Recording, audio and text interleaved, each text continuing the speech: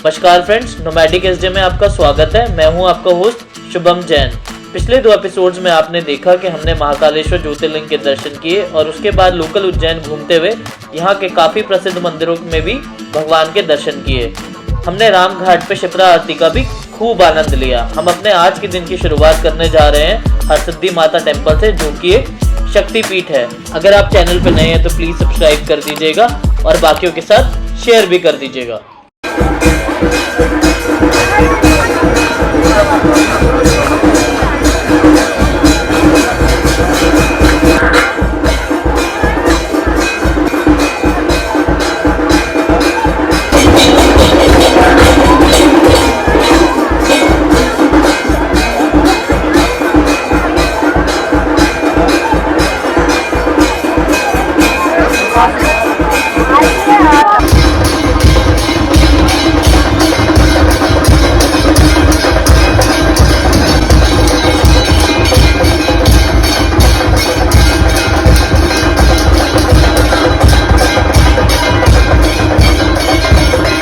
हम हरसिद्धि माता के मंदिर पहुंच गए थे। ऑल तो आरती शुरू हो गई थी, बट फिर भी हमें आरती अटेंड करने को मिल गई, तो हमें आरती अटेंड करके खूब आनंद आया। तो जो हरसिद्धि माता है 51 शक्तिपीठों में से ये भी एक शक्तिपीठ है।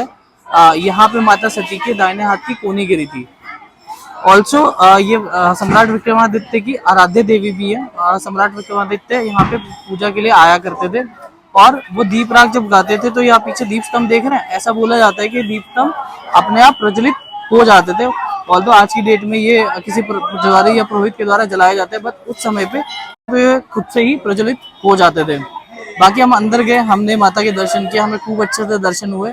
अंदर फोटोग्राफी और वीडियोग्राफी अलाउड नहीं थी, तो हम अंदर शूट नहीं कर पाए, बट डिस्प्ले में जो आरती चल रही थी उसकी हमने वीडियोग्राफी की है, तो वो हम आपको दिखा देंगे।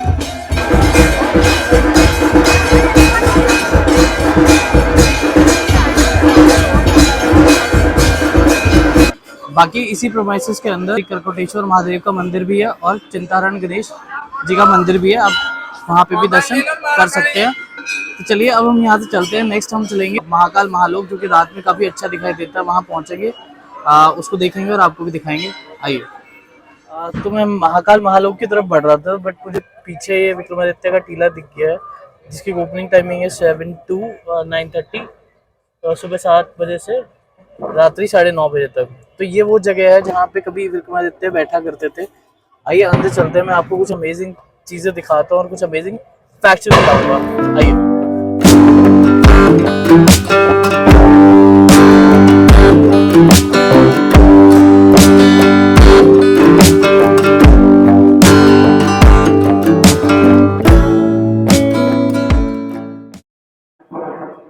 तो अगर ये देखेंगे तो सम्राट विक्रमादित्य की बहुत बड़ी मूर्ति यहाँ पे स्थापित है।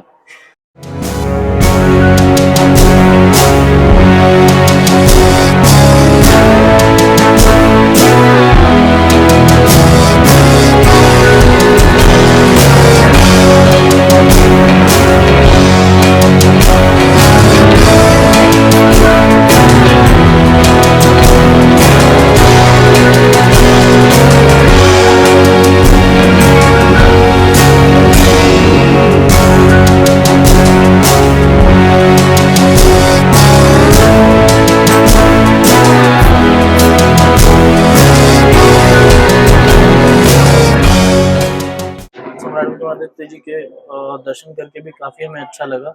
एक महान सम्राट थे और युगों युगों तक इनको आई थिंक समाज याद रखेगा। इनकी न्यायशीलता को कोई नहीं भूल सकता। कितने उच्च कोटि के विद्वान थे वो भी कोई नहीं भूल सकता। तो चलिए अब चलते हैं। अब हम चल रहे हैं महाकाल महालोक की तरफ।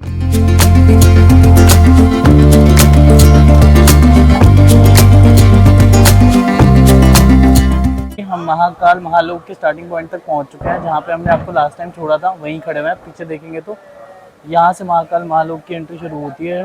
बेसिकली एक गलियारा है। चलिए चलते हैं, आपको वहां दिखाते हैं एग्जैक्टली है क्या। आइए।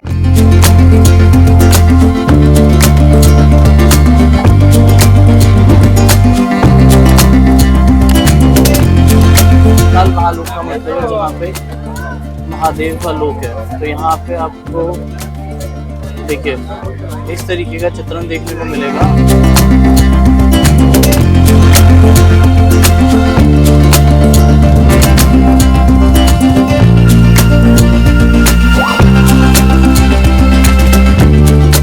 तो ये जो चित्रण है वो आपको दिखा रहा है गजासुर संहार को।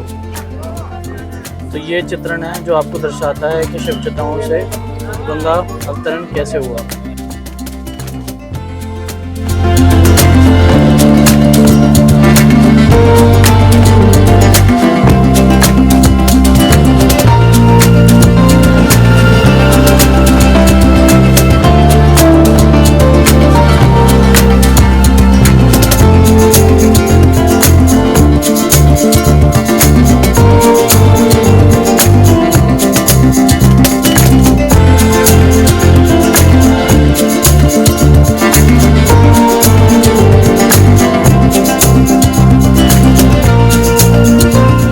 ये हमारे मणिभद्र जी का स्वरूप है। ये समुद्र मंथन को दर्शाया गया है हमारे महादेव विषपान करते हुए। बहुत ही सुंदर चित्रण है। ये है जब रावण ने कैलाश पर्वत को उठा लिया था, तो रावण को कैलाश पर्वत उठाते हुए चित्रण है।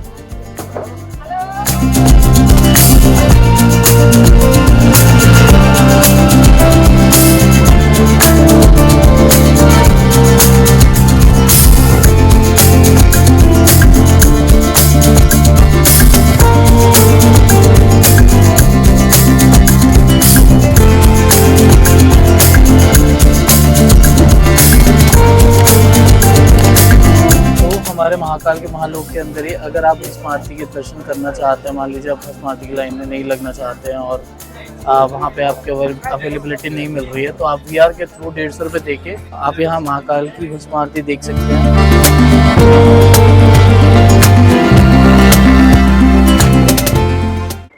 तो अब मैं एक ऐसी जगह आ चुका हूँ जहाँ पे सप्तऋषि मौजूद है।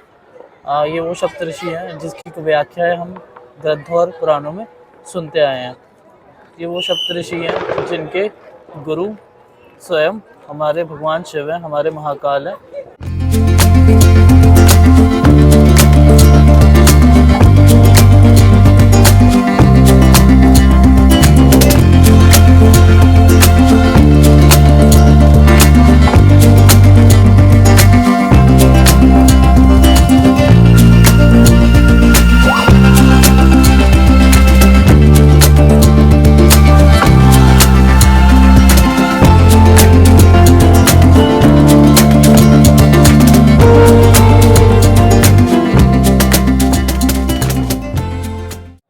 हमने महाकाल महालोक घूमा।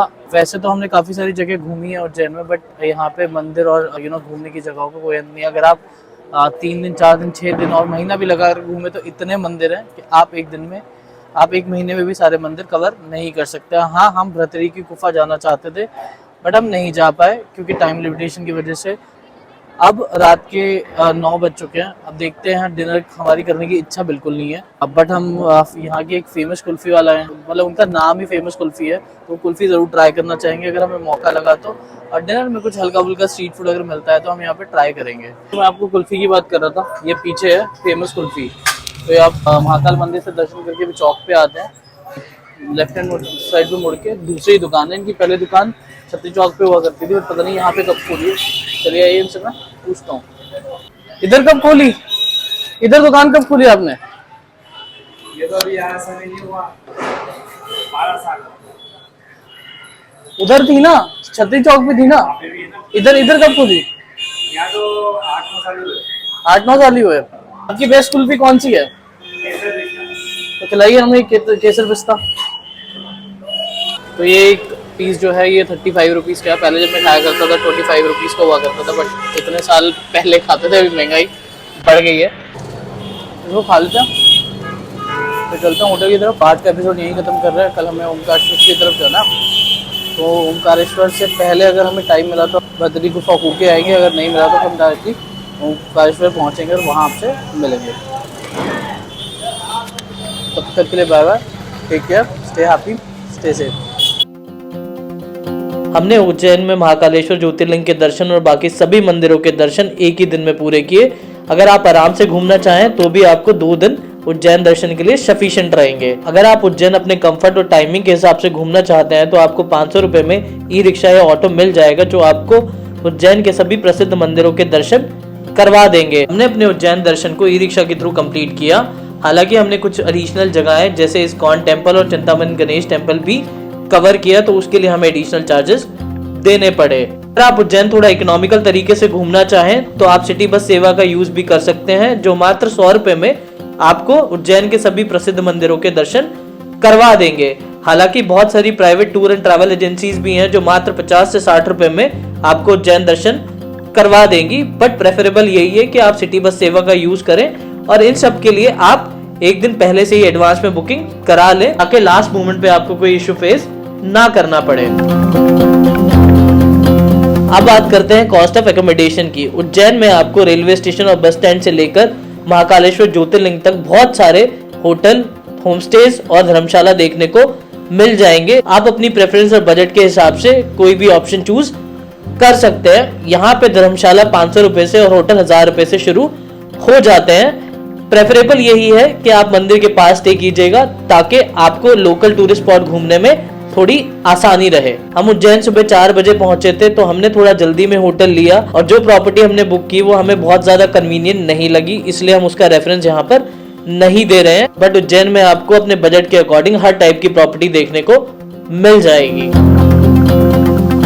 बात करें कॉस्ट ऑफ फूड की तो उज्जैन में खाना काफी इकोनॉमिकल है और आप 500 रुपए से 600 रुपए में पर पर्सन के हिसाब से अपने तीनों टाइम की मील कंप्लीट कर सकते हैं। अगर आप चाहें तो स्ट्रीट साइड्स पे अवेलेबल ऑप्शंस भी ट्राई कर सकते हैं जो कि आपको और इकोनॉमिकल पड़ेगा।